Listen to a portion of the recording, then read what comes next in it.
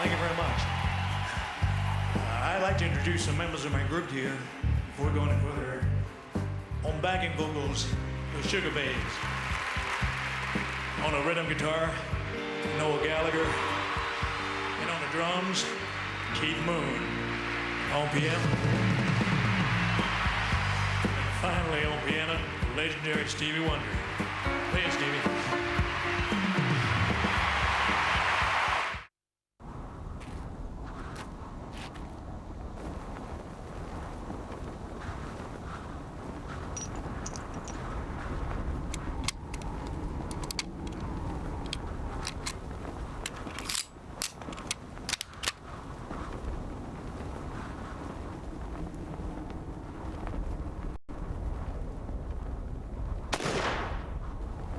Uncovering Iran, a season of programs challenging what you think you know about one of the world's most controversial countries. Continues on BBC Radio 4. Keep an open mind. Tonight's Science Zone is coming up, starting appropriately enough for this late hour in the bedroom. Home in a few minutes.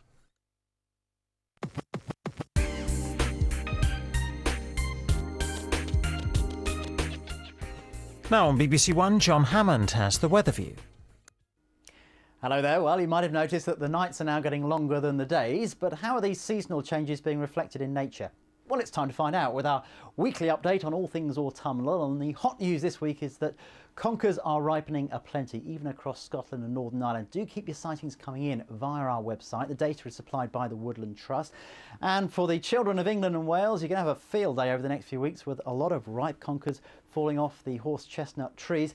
For Scotland and Northern Ireland, as I mentioned, not so many sightings here, but they are beginning to increase. Keep the sightings coming in, bbc.co.uk/autumn watch. We've had reasonably high temperatures and a lot of rainfall recently, so the leaves aren't turning to brown just so quickly at the moment, but that will accelerate over the next few weeks. Weather-wise, what have we got in store over the next day or so? Well, changeable in a word, but having said that, through Tuesday, most places will stay dry with good spells of sunshine, probably the best day of the week for many of us. It's quite a misty, murky night out there. Still some showers close to the east coast of England, but these are tending to die away, so bar the odd isolated shower, it should be a dry start to Tuesday. But there is a lot of mist and low cloud forming. Quite a mild, muggy, misty night out there. Temperatures falling no lower than 11 to 13 degrees.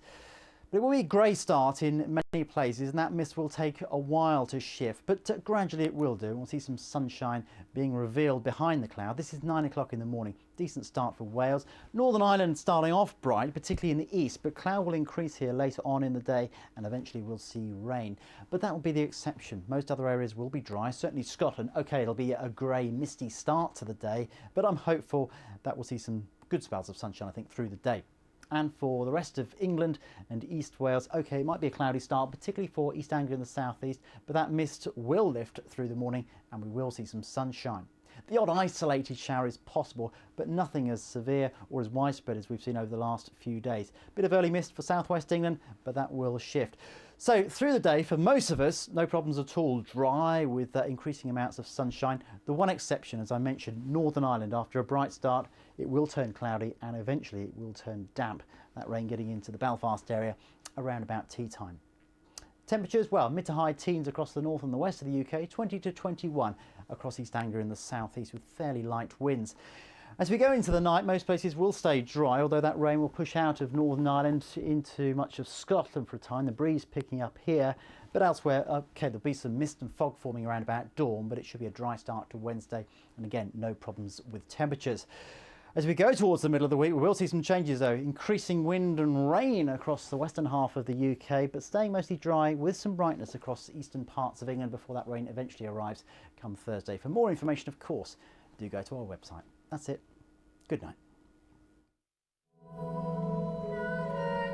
I tended to take boys that were rather slim built. And I remembered that he used to come back after saying first mass and abuse me again. How the Roman Catholic Church protects paedophile priests. You've got an explicit written policy to cover up cases of child sexual abuse by the clergy. The Enforcer, Cardinal Joseph Ratzinger, now Pope Benedict XVI. Sex crimes in the Vatican. Panorama, Sunday at 10:15 on BBC1. Shopping on the internet's just like normal shopping. It can save you time and money too. But make sure you get a real address, not just a web address. A real phone number, not just a mobile, and print a record of what you've ordered. If you don't know who's for real on the net, you might end up with virtually nothing. The hostile mountain peaks of Japan prove a daunting challenge for geologist Ian Stewart on his journeys into the Ring of Fire at 20 to 3.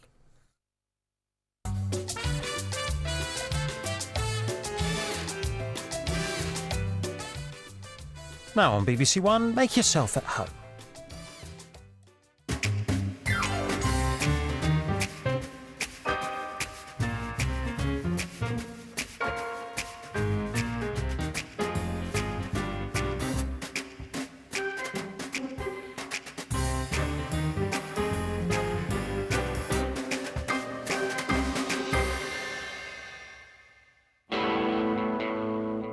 This